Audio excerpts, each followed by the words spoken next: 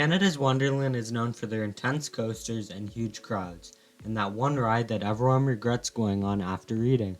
But before it became the thrill capital of Canada, it was something else, an experiment, a vision, and honestly, a gamble. And that gamble was placed by Taft Broadcasting. Taft Broadcasting wasn't just a media company. They owned Hanna-Barbera, they had stakes in amusement parks across North America, and in the late 70s they decided Canada needed its own world-class amusement park. It wasn't just about building rides, it was about creating a brand. Wonderland was supposed to be Canada's answer to Disney and Six Flags, but with a twist.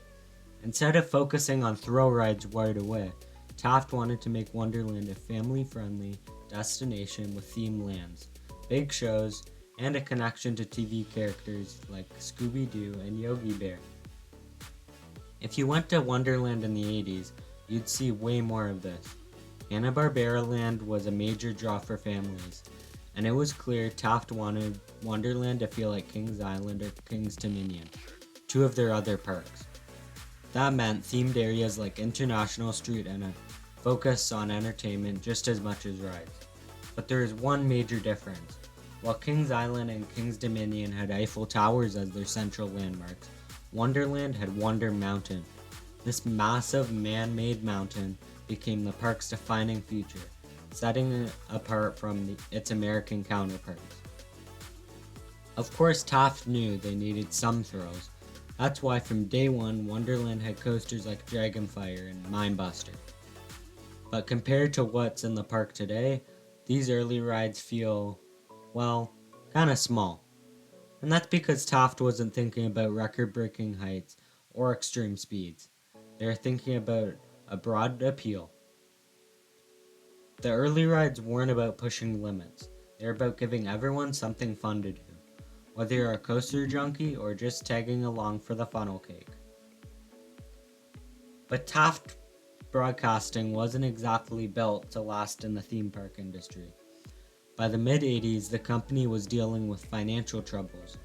They started selling off their parks, and in 1984, Canada's Wonderland was taken over by King's Entertainment Company, which was made up of former Taft executives. That might sound like a small shift, but it changed the park's future in a big way. King's Entertainment was much more focused on expanding the thrill side of Wonderland. They pushed for bigger coasters, more extreme rides, and eventually, that led to Wonderland we know today. In 1987, they added the Bat, a Vekoma boomerang coaster that gave Wonderland a taste of what was coming. Bigger, wilder, and more intense attractions. Interestingly, the Bat was built using Dragonfire's third train, making it a unique part of Wonderland's history. Then came Paramount, and this is where things took a turn.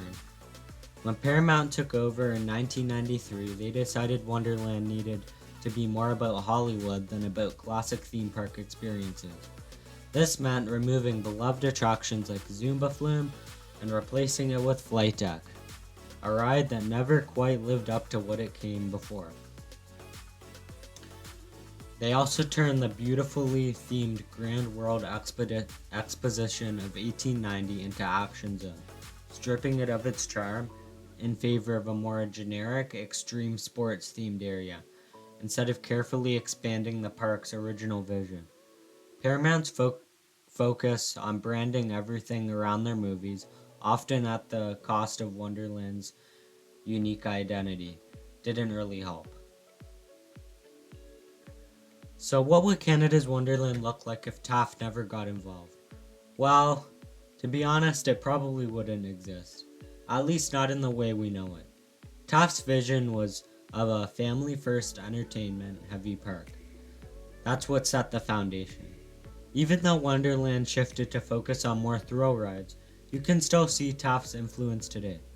The layout of International Street, the mix of themed lands, it all started with them. Without Taft, Wonderland might have ended up as just another generic amusement park like a Six Flags park, not the iconic destination it became. So yeah, Taft Broadcasting didn't stick around forever. but they're the reason Wonderland exists.